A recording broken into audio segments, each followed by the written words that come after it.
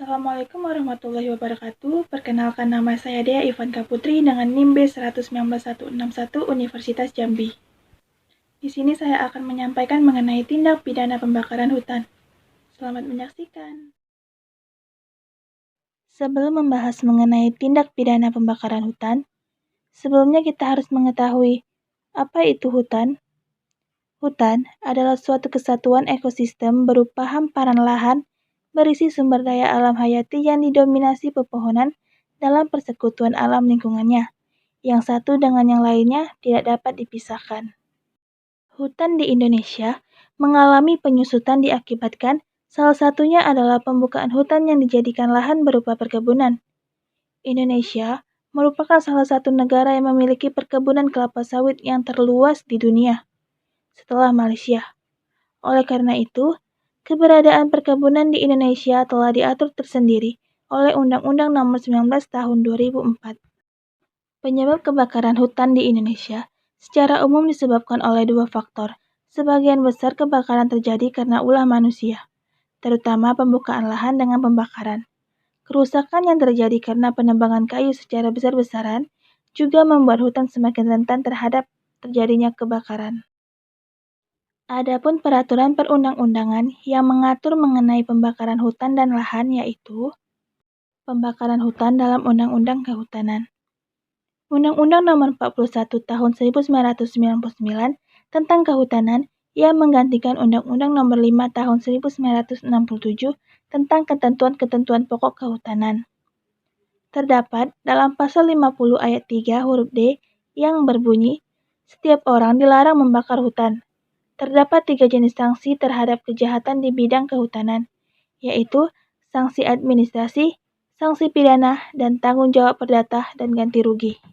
Perbuatan pembakaran hutan terdapat sanksi pidana penjara dan denda terhadap perbuatan yang disengaja ataupun atas kelalaiannya. Ancaman pidananya yaitu terdapat dalam pasal 78 ayat 3 dan pasal 78 ayat 4 yang sudah dijelaskan secara rinci. Menurut Undang-Undang Perlindungan dan Pengelolaan Lingkungan Hidup, sebelum berlakunya Undang-Undang Nomor 32 Tahun 2009, terlebih dahulu berlaku Undang-Undang Nomor 23 Tahun 1997 yang menggantikan Undang-Undang Nomor 4 Tahun 1982. Larangan membuka lahan dengan cara membakar diatur dalam pasal 69 ayat 1H. Sedangkan dalam pasal 108 itu menjelaskan mengenai sanksi yang diberikan yaitu berupa sanksi pidana penjara maupun sanksi denda. Menurut Undang-Undang Perkebunan, Undang-Undang yang pertama adalah Undang-Undang Nomor 18 Tahun 2004 tentang perkebunan. Kemudian disempurnakan dengan Undang-Undang Nomor 39 Tahun 2014.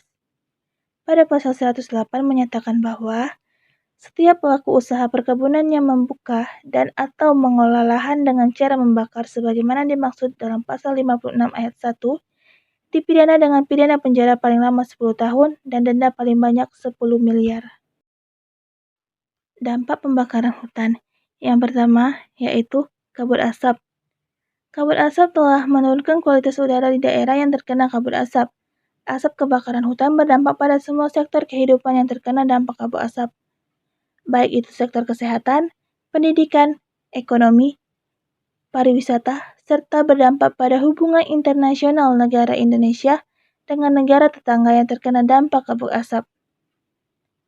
Rekapitulasi luas kebakaran hutan per provinsi di Indonesia pada tahun 2015 tercatat kebakaran hutan terbanyak di Provinsi Riau seluas 2.643 hektar. Kebakaran ini sebagian besar terjadi karena ulah manusia, terutama pembukaan lahan dengan pembakaran. Dampak yang kedua yaitu hutan gundul. Hutan gundul dapat menimbulkan pemanasan global karena terjadi peningkatan suhu pada permukaan bumi yang mengakibatkan akan terjadinya kekeringan di wilayah terdekat hutan. Dan dampak yang ketiga adalah banjir dan longsor. Ini terjadi karena tidak ada lagi akar pohon yang menyerap dan menahan air dari dalam tanah karena akibat dari pembakaran hutan. Itulah yang dapat saya sampaikan tentang tindak pidana pembakaran hutan. Apabila ada kesalahan ataupun kekurangan, mohon dimaafkan. Wassalamualaikum warahmatullahi wabarakatuh.